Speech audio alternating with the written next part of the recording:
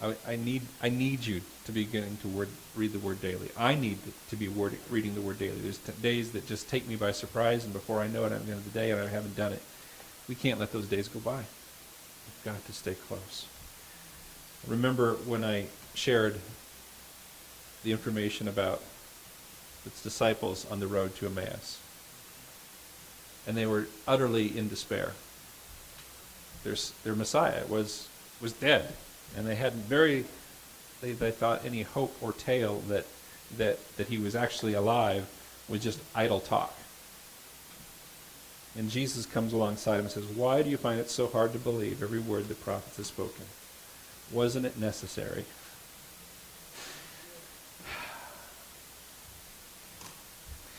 And I just want to remind you here as we prepare our hearts, that we're preparing our hearts for worship right here. I want you to seek the Lord deeply as we go into worship. Mark chapter 9.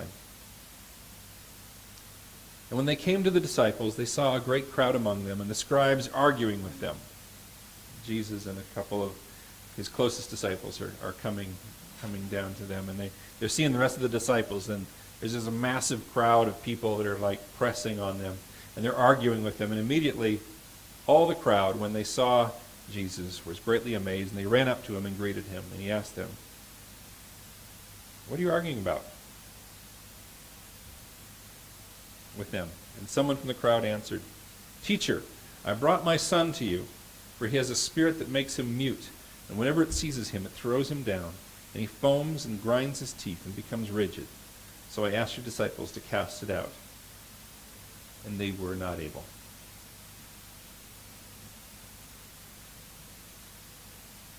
It's interesting that failure caused an argument, disunity, and a lot of upset people.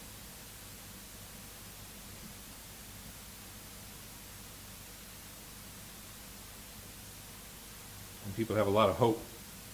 It's dashed, and it doesn't turn out the way we want. I thought my aunt was going to live. And when it turned around the other way, it was so tough. You can imagine how anger and despair would take hold. And Jesus answered them, "O faithless generation, how long am I to be with you?" Do you see what was wrong? Their faith.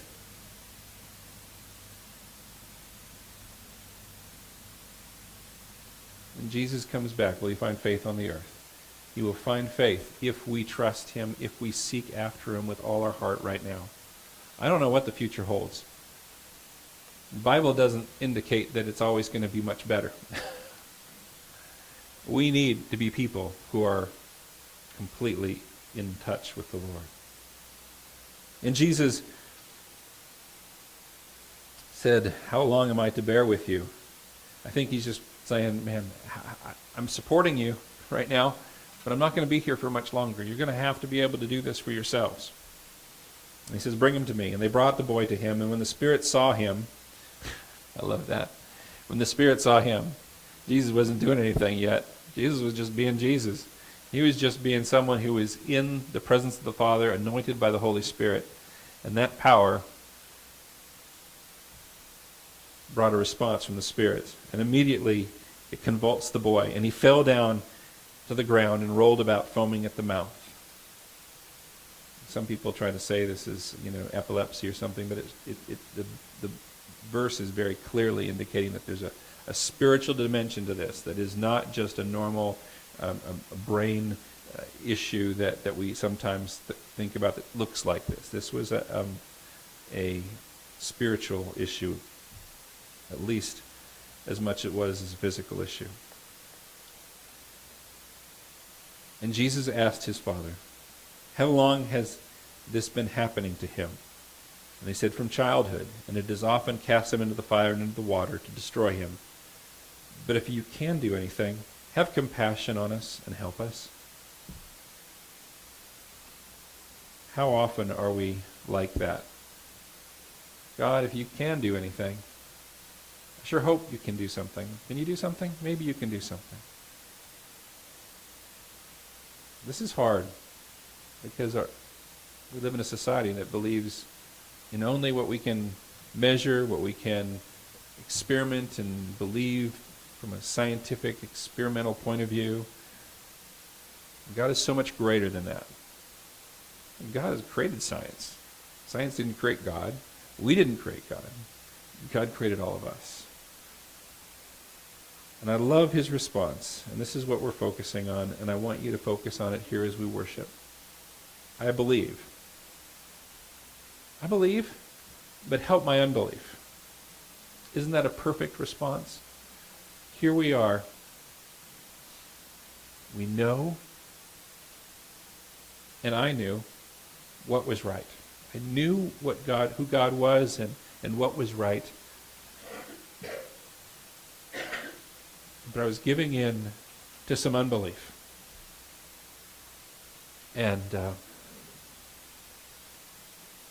I needed God to help my unbelief. And he did. Thank you for being a part of that answer, Paula. And Jesus said to him, if you can, if you can, okay, I'll work with that. All things are possible for him who believes. Is that true? All things are possible for God. When you place your faith and trust in God, he says, if my words abide in you and you abide in me, ask whatever you want in my name, and it will be done for you. These are things Jesus said.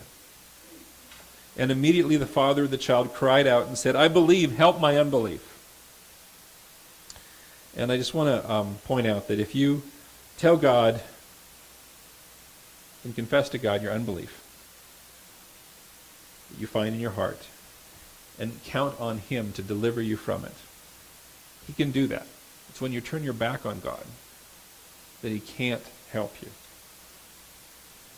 Faith is not some money that you use to purchase a healing or an answer from God. It's not like, if I get enough faith, I can just say, see God, I got this faith. Faith is a recognition of who God is, his nature, his power, his authority, and it's having confidence in who he is and his nature and his authority.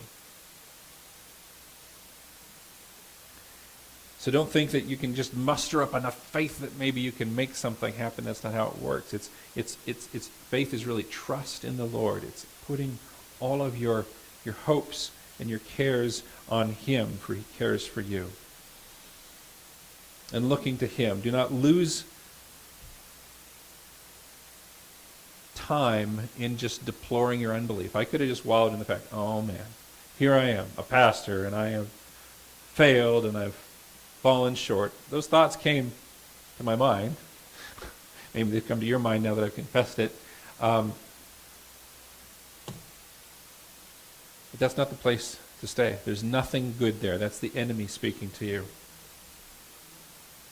If you stare at the face of God, his countenance will lift you up. Yeah, that's what Paula kept saying. Should have listened to her a little sooner. Yes.